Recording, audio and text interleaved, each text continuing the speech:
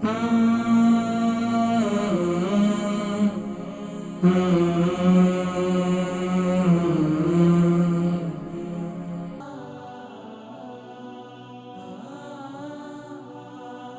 کو شامل کریں گے جی. السلام علیکم. جی وعلیکم السلام. جی نام عمر وزن شہر.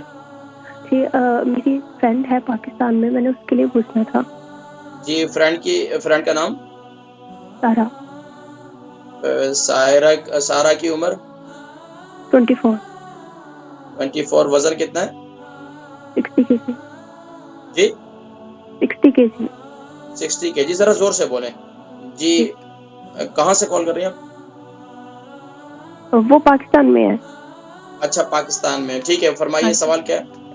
جی میں نے پوچھنا تھا, اس سے پریگنینسی ہے ابھی 2 months کی, اور ہر ٹائم وامٹنگ ہوتی ہے, پانی پینے سے بھی, ہر چیز سے.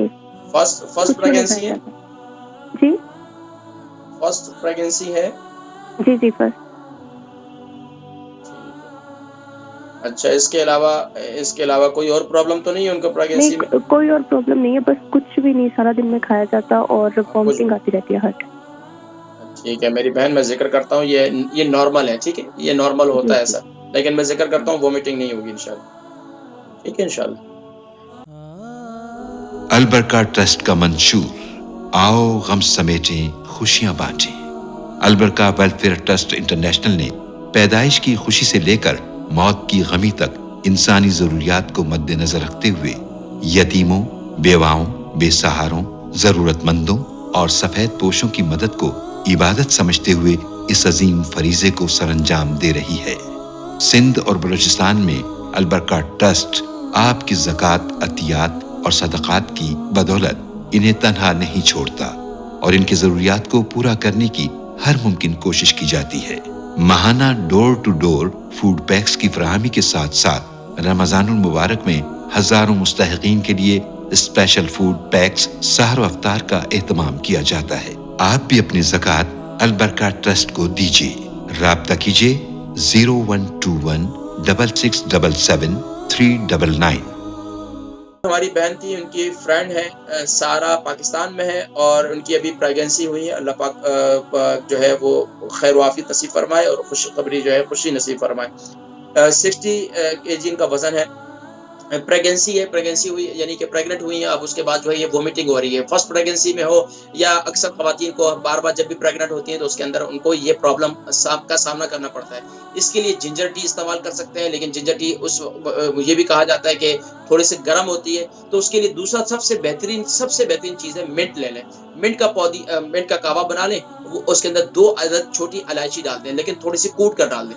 یہ قہوہ تھوڑا سپ کر کے پئیں اللہ کے حکم سے. اگر تھوڑی سی اس میں ادرک ڈال بھی دیں تو کوئی مذائقہ نہیں ہوگا. اس کے علاوہ وومیٹنگ کے لیے جلدی کو اب قہوہ تیار ہوگا, اس میں تھوڑا سا ٹائم لگے گا, وومیٹنگ آ رہی ہے تو تھوڑا سا کالا نمک چاٹ لیا کریں, کالا نمک اپنے پاس رکھ لیں.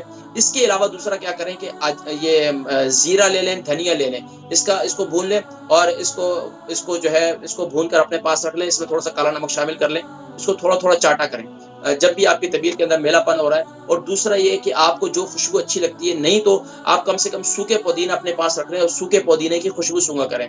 نہیں تو اس کے علاوہ بھی وکس وغیرہ لے لیں, یا آپ کو جو خوشبو اچھی لگتی ہے وہ خوشبو تھوڑا سونگا کریں.